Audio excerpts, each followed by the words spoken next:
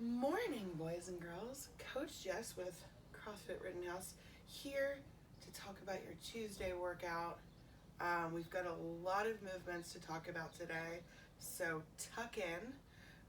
The way that I would suggest digesting this video is piecemeal, right? So watch the warm-up, pause the video, do the warm-up, restart, watch the stretches, pause the video, do the stretches, and then for strength 1, 2, 3, same thing. So watch strength 1, pause it, do strength 1, move on to the next, and so on and so forth. You get through the whole thing. So let's start with the warm-up. This warm-up was inspired by someone with a shoulder injury, thank you, but it's also really great for shoulder injury prevention. So I figured that would be a great thing for us to do today. The first thing that we have is the broomstick raise, not what it's usually called, but hey, I got the broomstick. So for the broomstick raise, wrist and elbows are going to stay straight. You want to feel the muscle underneath of your scapula producing the force to complete this movement, right? So stand up straight and tall, tight core, right? Raise, and then at the top, it's almost like you're trying to break the broomstick in half. So that's how you kind of complete the movement. Lower back down. Top, break, squeeze, lower down. So you've got 6 coming up straight down the center, and then you'll have 6 coming up diagonally to the right, and 6 coming up diagonally to the left. Boom. From there, you've got bear crawl taps or tabletop taps, whatever you want to call them. So for that, we're going to come down into the quadruped position, toes tucked in, hands directly under the shoulders, knees sit back slightly from the hips. Raise the knees up off the ground 1 inch. Then push your knees out to the side so that you're nice and stable, so that as you come under 3 points of contact, you're not shifting so much. Now, a lot of us like to do this. Try to avoid that. Try to keep your entire body straight and stable as you tap your opposite shoulder. So 6 each, or 12 total. From there, you have arm circles, half kneeling. For this, I suggest holding a ball. It creates better shoulder mechanics when you're squeezing that ball. So you're going to come alongside a wall. The knee that's closest to the wall is the one that's down on the ground, also the same side as the hand that's holding the ball. You're going to squeeze as hard as you can, get as close to the wall as you possibly can, and then try not to touch it as you go all the way around. Tap your butt, and then come back forward. So in 1 rep, we're going back and forth, right? We're not just going around. Back and forth. So your shoulder mobility will decide how close you can get to that wall without touching it. But that's how you progressively challenge yourself with that stretch, is by getting it closer and closer bit by bit. You saw how close I was and I hit my hand. So, hashtag shoulder mobility. From there, you have the squat with bicep curl. So you're going to squat down. Actually, just kidding. I changed that to the wall sit with bicep curl. Lighter weights on this one, right? So come down into your wall sit. Your knees should be directly over your heels, hips on line, and then we're just going to kind of warm up this pattern. Keep those elbows tucked into the ribs. Okay. You've got 12 of those. I still need my cans. So as you saw, I did the wall sit, and I'm about to do the face pulls with lighter weights. I don't have any lighter weights, so I'm using chickpeas and curry. So for your face pulls, your weight should be on line with your eyes, palms face down, neutral wrists. You're going to pull back so that the elbows are higher than the shoulders, and then just open that up. Back down, extend, squeeze those upper traps, open up, back down. 6 of those. Cool. So that's your warm-up. At this point, you could pause and do it, and then we're going to talk about your stretching. So let's talk about your stretches. The first thing that you have is your assisted tricep stretch. I have my lovely dish towel for my assistance. So I'm going to get a good grip on my dish towel and then wind my arm behind my head. With my non-stretching arm, I'm going to grab onto that dish towel and then pull down, straight down, until I can feel that stretch for my tricep. I'm going to hold here for 45 seconds. Poof, 45 seconds. Look at that. Amazing. Then I'm going to switch sides. The next thing that we have is the pendulum stretch. So for this, you want to get a little bit of support here, right? And then you're going to lean over and to let that shoulder hang limp. And you're going to use your body to move that shoulder in circles. Right? Like, I'm not using my arm to make circles.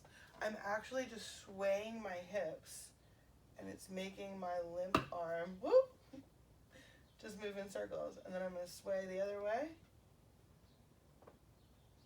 So I'm going to go for 30 seconds to the left on my right arm, 30 seconds counterclockwise on my right arm, and then 30 seconds counterclockwise and clockwise on your left arm. So it'll be 2-minute stretch altogether. Great, I feel stretched out. Awesome, let's talk about strength.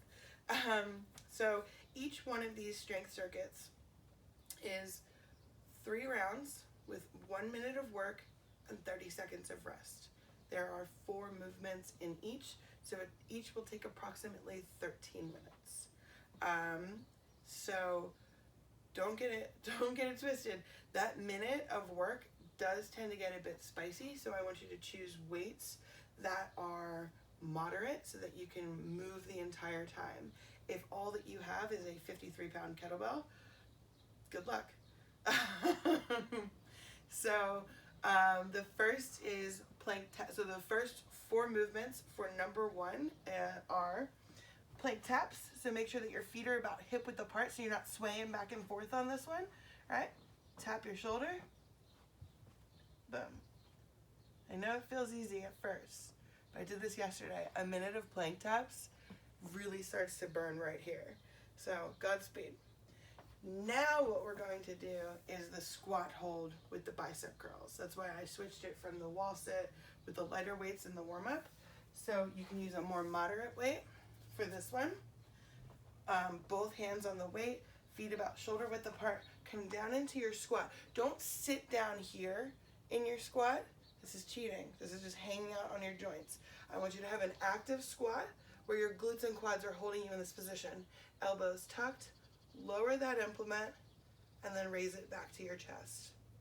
The entire time you're doing these curls, you're down in that squat. Boom. From there, you have the half kneeling overhead press on the right, and then the half kneeling overhead press on the left.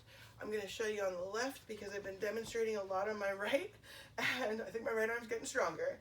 So the knee that's down is on the same side as the arm that presses. Elbows are in front, right? Press into that back toe, squeeze that back glute, and then lower down, right? You want to make sure that you have a nice strong base of support when you're doing these. Boom. So 1 minute on the right and then 1 minute on the left. That is circuit number 1. Now for circuit number 2. It has a lower body focus. So the first is your squat jump 180. It's going to be fun, right? So I'm facing you right now, but when I squat jump, after I complete my first squat jump 180, I'm not going to be facing you. In fact, my back and butt are going to be facing you. So right, it should look like this. Woo!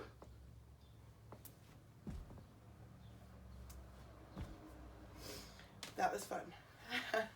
So, number 2 and 3 are the isometric split squat holds, right? So I'm going to show you on my left side. Actually, this will be my right side because my right side is working, right? Come into the half kneeling position, arms off the body, raise the knee up off the ground 1 inch, and hold for a minute or as long as you can.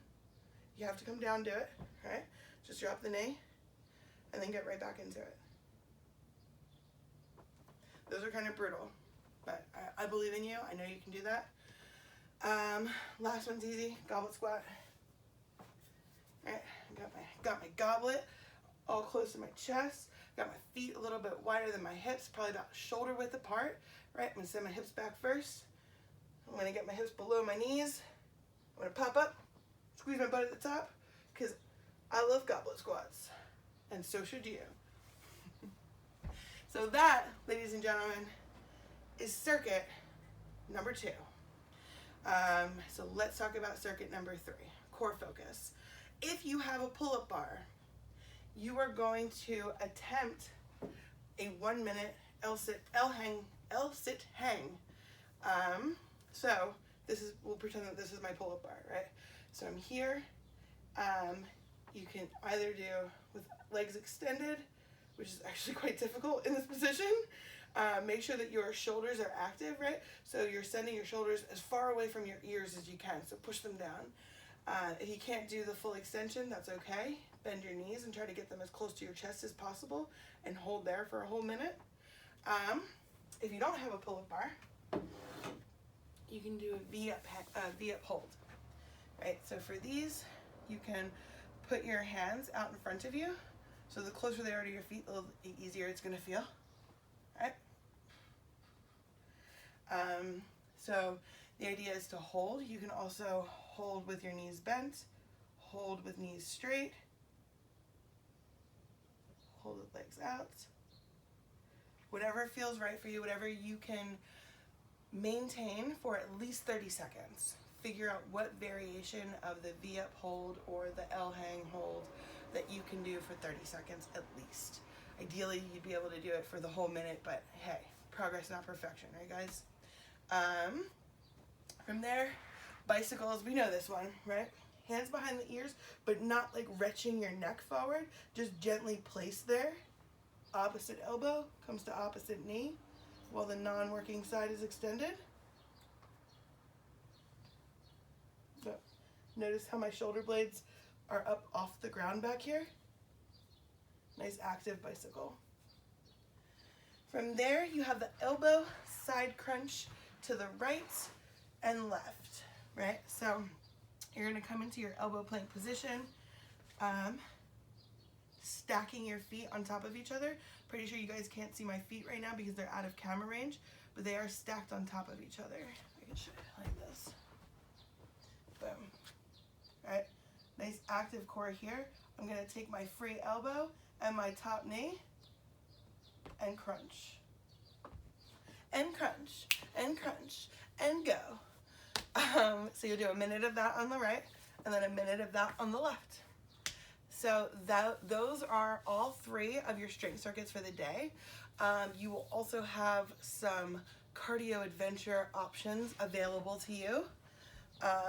Feel free to pick one or more of those. So it's a pass, no pass as far as posting your scores to YouTube today. But if you'd like to share with us all your time for how long it took you to do 500 double unders, I would be very interested to know that. Or 800 single unders, also very interested to know that. So enjoy your Tuesday, guys. And if you have any questions, please reach out.